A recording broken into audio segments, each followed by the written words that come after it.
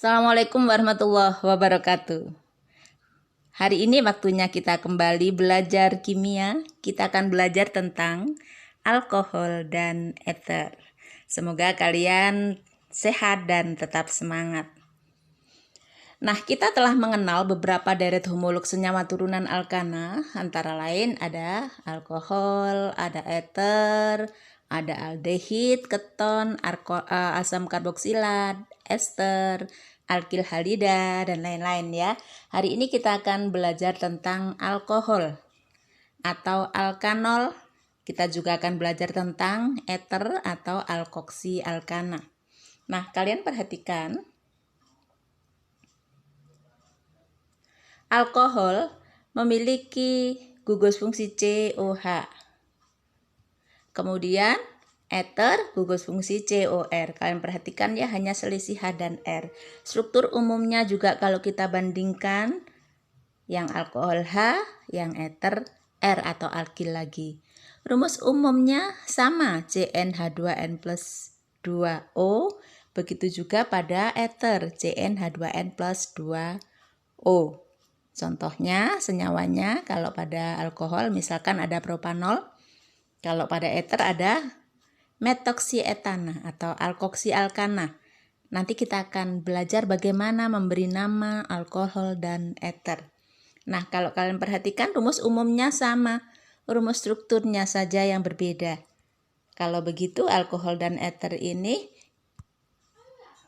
keduanya berisomer fungsi. Jadi gugus fungsinya berbeda tetapi rumus umumnya sama. Nah, kita pelajari lebih jauh sekarang bagaimana memberi nama alkanol atau alkil alkohol. Kalau kita mau memberi nama suatu senyawa, kita punya dua pilihan, yaitu nama IUPAC dan nama lazim. Pada nama IUPAC ini kita bisa memberi nama senyawa lebih kompleks ya. Kalau C-nya lebih panjang, kemudian ada banyak cabang, itu kita bisa memberi nama. Tapi kalau pada tata nama lazim biasanya digunakan hanya untuk alkohol-alkohol C rendah ya. Nah, memberi namanya yang pertama, kita tentukan dulu rantai utamanya. Rantai utama itu adalah rantai terpanjang yang mengandung gugus fungsi OH.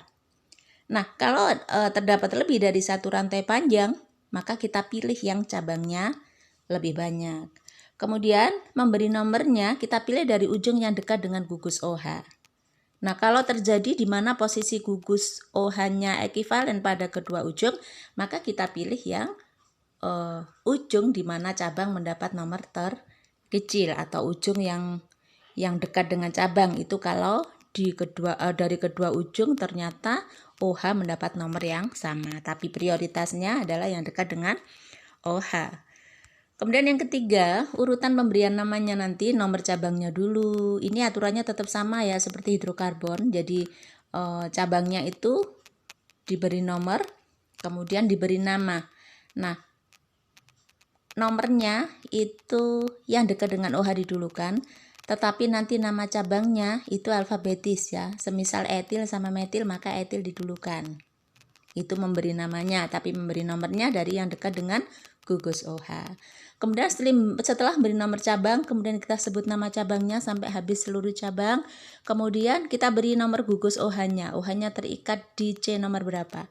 Kemudian baru kita berikan nama alkananya dengan akhiran nanya diganti dengan 0.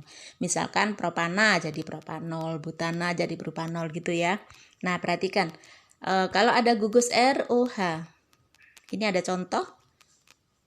Alkananya itu R-nya, OH-nya itulah yang membuat akhiran nanya menjadi 0 ya. Jadi misalkan ada CH3, CH2, CH2OH. Nah, kita lihat karena dia tidak ada cabangnya, kita lihat OH-nya terikat di atom C nomor 1, maka namanya 1 propanol. Nah, nomor 1 ini kadang-kala tidak usah ditulis ya. Bisa 1 propanol, bisa propanol kalau yang untuk konteks tidak ada cabang begini. Nah, kita perhatikan beberapa contoh berikut. Nah, yang pertama ada CH3, CH, CH2, CH2OH, CH3. Kita perhatikan ada cabang CH3. Kemudian gugus OH-nya di sini ya. Jadi memberi nomornya dari yang dekat dengan gugus cabang, dari depan atau belakang? Dari depan, dari belakang ya. Nah, diberi nomor nanti 1. Cabangnya metil, nomornya dari yang dekat dengan OH ya. OH-nya di nomor 1, metilnya di nomor 3, maka namanya 3 metil 1 butanol. Butanol karena rantai utamanya ada 4C. Kemudian pakai akhiran ol karena ada gugus OH. Gugus OH-nya di nomor 1. Di nomor 3-nya ada metil. Namanya 3 metil 1 butanol. Kita lihat contoh berikutnya. Nah, seperti ini. Metilnya ada di nomor 3 ya. Kita beri nomor dari belakang karena lebih dekat dengan OH. Kalau dari depan kan OH-nya nomor 3. Kalau dari belakang nomor 2, maka kita beri nomornya dari belakang. Maka namanya 3 metil 2 butanol. OH-nya ada di nomor 2. Kemudian contoh berikutnya, nomor 3 ya, ada metil juga. Nah, OH-nya ada di nomor 2. Kita beri nomornya dari depan karena lebih dekat dengan OH.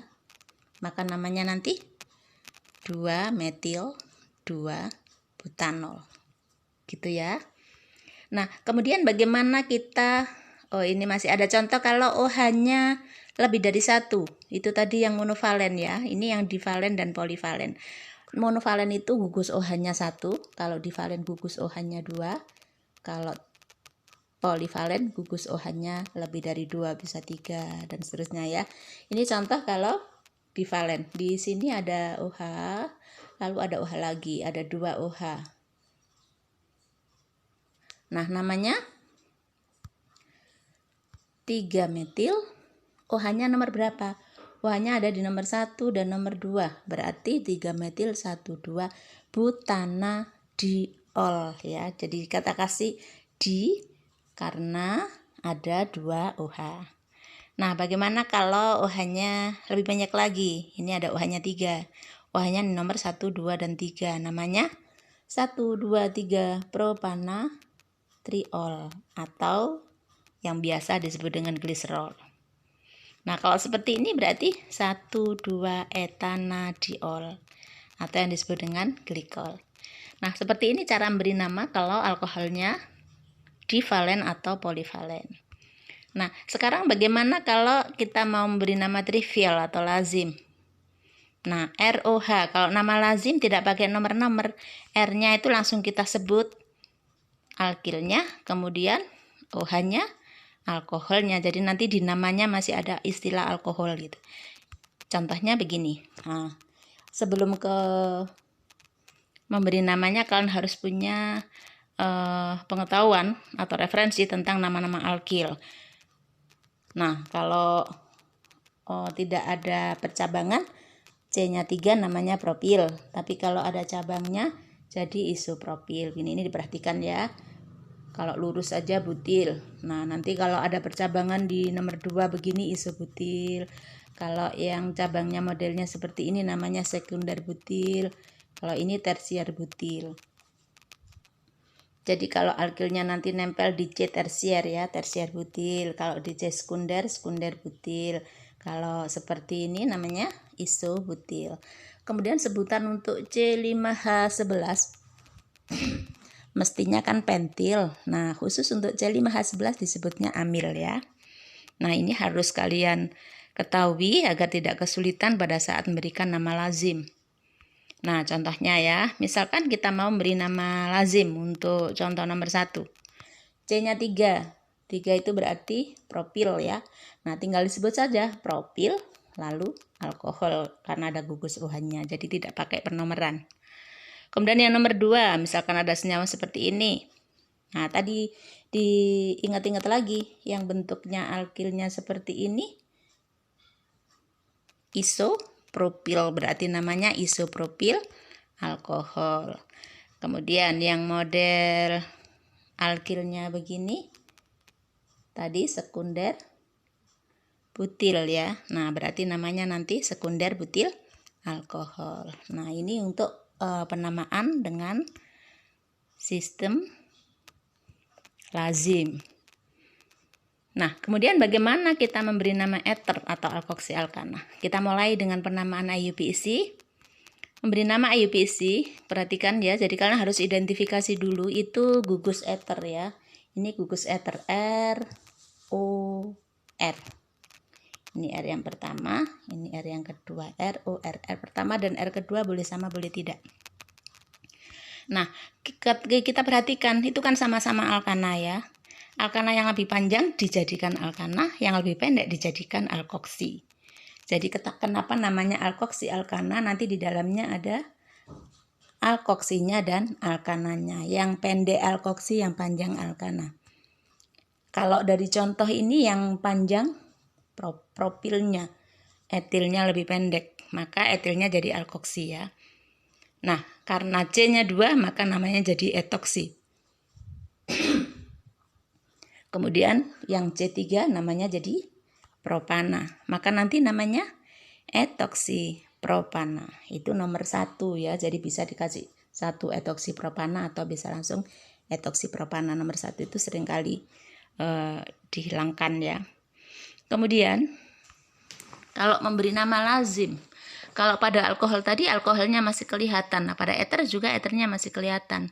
Jadi tinggal lihat saja alkilnya, di situ ada propil sama etil, berarti namanya nanti menjadi propil etil atau etil propil eter. Eternya masih kelihatan ya. Ini ciri khasnya dari tata nama lazim.